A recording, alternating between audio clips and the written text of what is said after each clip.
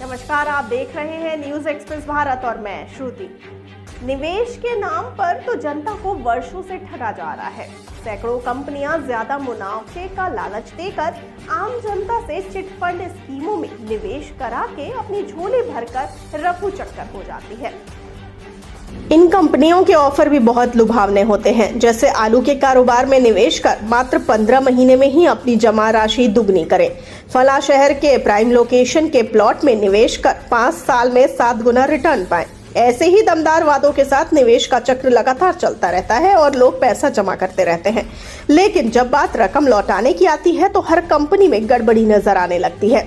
इसी खेल के दम पर देश में अनगिनत घोटाले सामने आए हैं। हालांकि इन घोटालों पर लगाम कसने के लिए सरकार ने कई कानून बनाए हैं, इसके बावजूद घोटाले कम होने का नाम नहीं ले रहे हैं।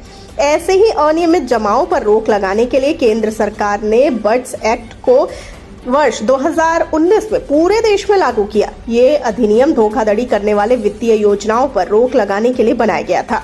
बर्ड्स एक्ट में पुलिस को व्यापक अधिकार मिले हैं, जैसे निवेशकों की जमा रकम वापस दिलाने के लिए पुलिस कंपनियों के डायरेक्टरों के खिलाफ मुकदमा दर्ज कर सकती है।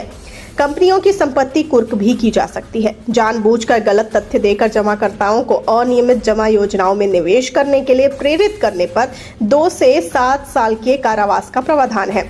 उसके बाद अनियमित जमा के दोबारा भुगतान में अनियमितता बरतने पर 3 से 10 साल के कारावास का प्रावधान।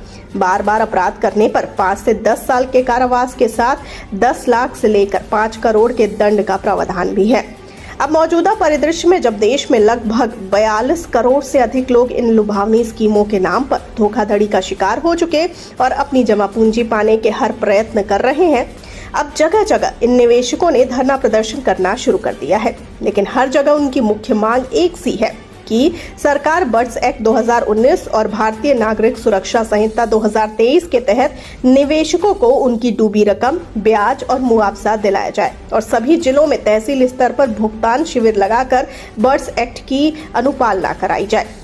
करोड़ों निवेशकों को आशा है कि बर्ड्स एक्ट के तहत 180 दिनों में भुगतान हो जाएगा, लेकिन बड़ा सवाल यह है कि क्या बर्ड्स एक्ट 2019 यानी कि banning of unregulated deposit scheme act के तहत निवेशकों को क्या राहत मिलेगी? बर्ड्स एक्ट 2019 में कहा गया है कि सक्षम अधिकारी द्वारा ठगी पीड़ितों को उनकी जमा राशि का भुगतान 180 दिनों के भीतर करना चाहिए। हालांकि ये 180 दिनों में भुगतान की प्रक्रिया बेहद जटिल है और सरकार इसे पूरा करने में पूरी तरह असफल सिद्ध हुई है। वहीं कानून विशेषज्ञों की माने तो बर्ड्स एक्ट में कई खामियां नजर आती हैं, जैसे बिना न्यायिक वारंट के बिना तलाशी और जब्ती अभियान चलाने की शक्ति। बर्ड्स अधिनियम के प्रारूपण में पहली खामी सामने आती है कि विनियमित जमा योजना की परिभाषा।